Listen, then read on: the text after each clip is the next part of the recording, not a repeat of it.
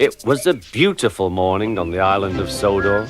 Thomas the Tank Engine's blue paint sparkled in the sunshine as he puffed happily along his branch line with Annie and Clarabelle. He was feeling very pleased with himself.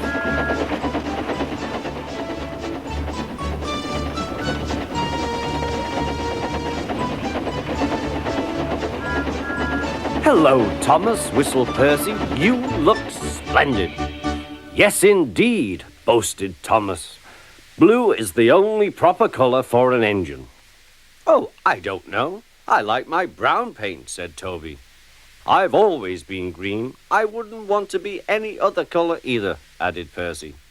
Well, anyway, huffed Thomas, "blue is the only colour for a really useful engine. Everyone knows that." Percy said no more. He just grinned at Toby.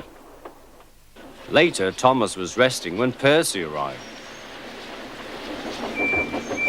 A large hopper was loading his trucks full of coal. Thomas was still being cheeky. "Careful," he warned. "Watch out with those silly trucks." Go on, muttered the trucks.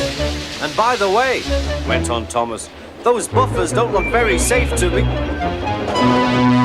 The last load poured down. "Help!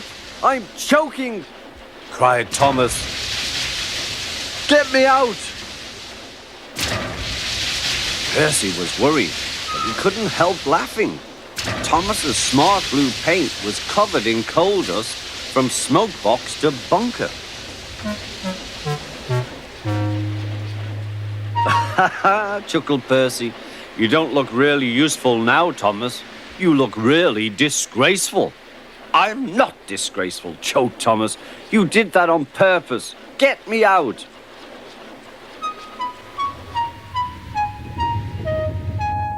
It took so long to clean Thomas that he wasn't in time for his next train.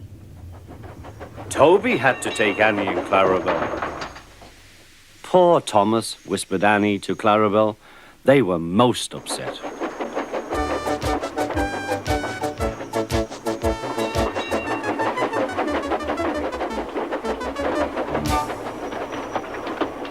Thomas was grumpy in the shed that night.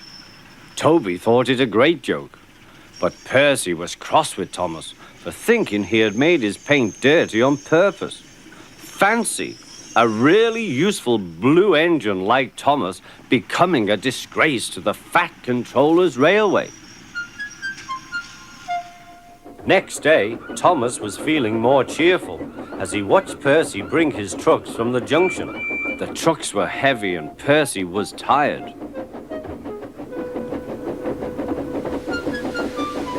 "Have a drink," said his driver, "then you'll feel better." The water column stood at the end of the siding with the unsafe buffers. Suddenly, Percy found that he couldn't stop. The buffers didn't stop him either. "Oh!" wailed Percy. "Help!"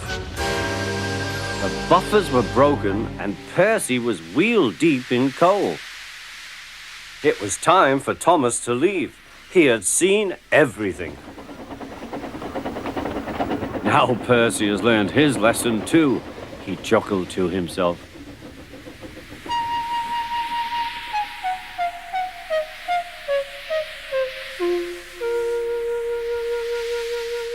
That night, the two engines made up their quarrel. "I didn't cause your accident on purpose, Thomas," whispered Percy. "You do know that, don't you?" "Of course," replied Thomas, "and I'm sorry I was cheeky. Your green paint looks splendid again, too. In future, we'll both be more careful of coal."